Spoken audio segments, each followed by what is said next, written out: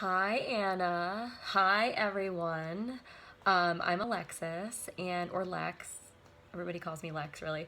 I am really excited to be doing this right now. Anna asked for me to kind of talk about basic things you need to know for musical theater auditions, and yeah, I'm just gonna throw out a bunch of stuff.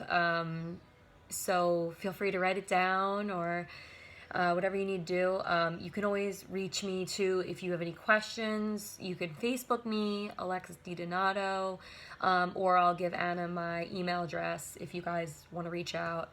Yeah, and ask me stuff. So anyway, yeah. So let me just start right here, or let me just tell you about myself really quick. I was in musical theater at Syracuse. I was a musical theater. I was a musical theater major at Syracuse.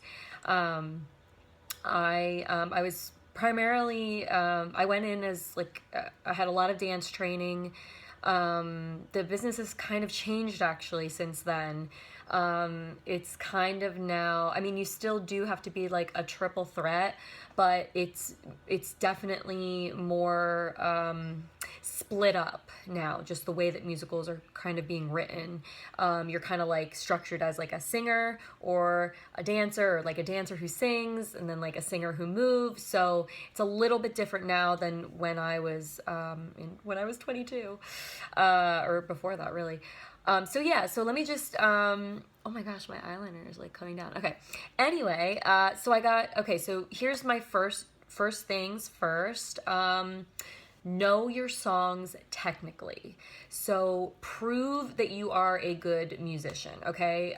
In terms of like reading music, make sure you understand like note values, cutoffs, the time signatures, know that stuff, really well, like the back of your hand. Clap it out, even if it takes like doing it without music, even if it makes, or you have to go through the song plunking it out yourself, taking 3 hours to do it. Like, know that song technically perfect.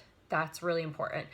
Prove to them, you know what you're doing. You understand music. That's really important.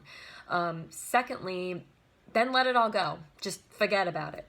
Okay? So you know it all perfectly, like a math equation, and then out of your head. Third, okay, when you start your song, have a trigger. What just happened to you? Your mom just had a meltdown in front of you and disowned you for a daughter. Like something emotionally that triggers you to fly into this song. It doesn't have to be this like big thing, this big event, but something that like happens that touches you to the point of like, I can only express myself right now in singing about it, okay? That snaps you to attention. Okay, and then next is, who is that person right in front of you? Okay, it has to be a very specific relationship.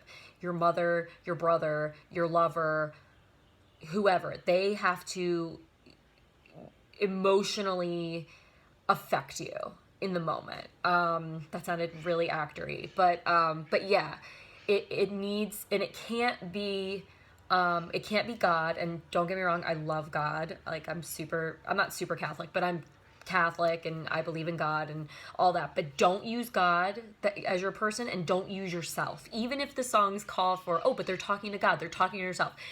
Make it someone super specific that you know in your life, because it will only help you. Okay, so cool, you got that. Okay, make sure you have an intention. So what do you want? I want them to forgive me. I want them to love me. I want them to leave me alone. I want them to stay. It has to be a very specific thing that you want. I mean, it could be like, I want them to take me to In-N-Out Burger right now. Next is, let's see. Oh, okay. So here's the technical things. Make sure you're doing a warm up every single day, a vocal and physical warm up every day. Hey, if you only have 10 minutes, only 15 minutes, do it in your car. Okay? Make sure you're warming up before your auditions. Make sure, okay, steam is your best friend. It's so important. to drink room temp water. Don't overhydrate. You don't want to do that, but you want to stay hydrated. Stay away from dairy and spicy things before you sing, okay? Because they're going to ask you to randomly like check your range, and they're going to want to hear that top, high C or something, and you're going to be like, shoot, I like ate wings for lunch. I feel it. Don't do that. Make sure you're singing from your loins. I know that sounds really weird, but it's true. So breathe all the way down to your pelvic bowl. Anna can probably explain more about that. At auditions, like when you're waiting outside the room, when you get there, first of all, I know it goes without needing to be said, but just be early, okay? Because either they're running super late or they're running super early. Just be early for your appointment time. Remain really focused when you walk in, but don't be quiet. Like, don't be like quiet and to yourself. Be focused but present. That doesn't mean like be like loudly talking to people and trying to make best friends with everybody, but just, feel free to make quiet small talk with people around you. Make friends in like a calm, quiet kind of friendly way. Because it's good for your nerves before you walk into a room. It like warms you up.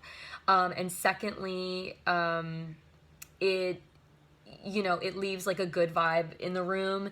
And, oh man, what's the other, relax. It helps you relax. And we want to be super relaxed, when we go in that room, because when we walk in, like, whatever, I do this in my sleep, like all the time, like that's when you're going to be vulnerable enough to like come to life, because you just are like, I'm here, I know what I'm doing, and I'm just going to do it, and then I'm going to go probably like meet a date for lunch or something.